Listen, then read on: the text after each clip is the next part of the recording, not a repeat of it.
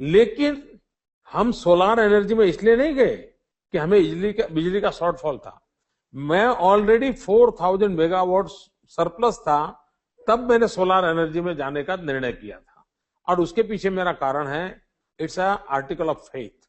मैं मानता हूं कि हमने एनवायरमेंट फ्रेंडली एनर्जी की दिशा में जाना पड़ेगा। हमने एक्सप्लॉयटेशन ऑफ द नेचर बंद करना पड़ेगा। मिल्किंग ऑफ द नेचर ही हमें अलाउड है।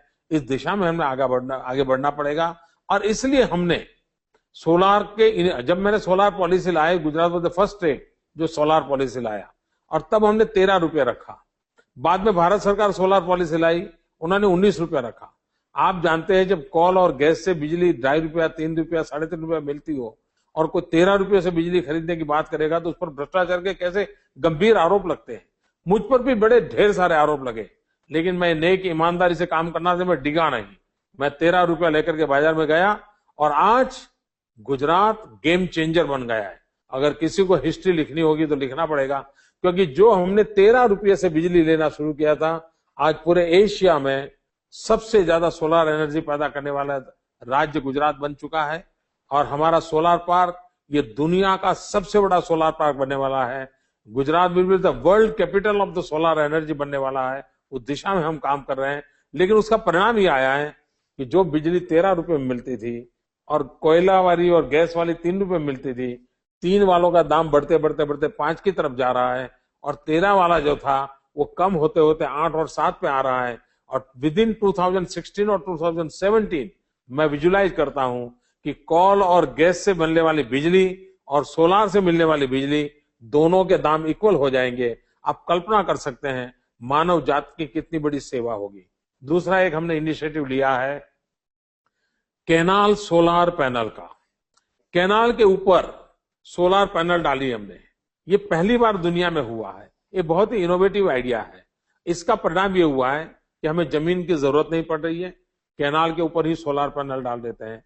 और इसके कारण कैनाल में जो पानी बह रहा है, प्रति वर्ष 10 मिलियन लीटर पानी, 1 करोड़ लीटर पानी इवोपरेट होने से बच रहा है। जमीन बच रही है।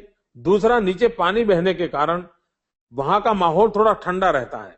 ठंडा रहने के कारण एनर्जी जनरेशन में 16% ज्यादा हमें प्रोडक्शन मिलता है।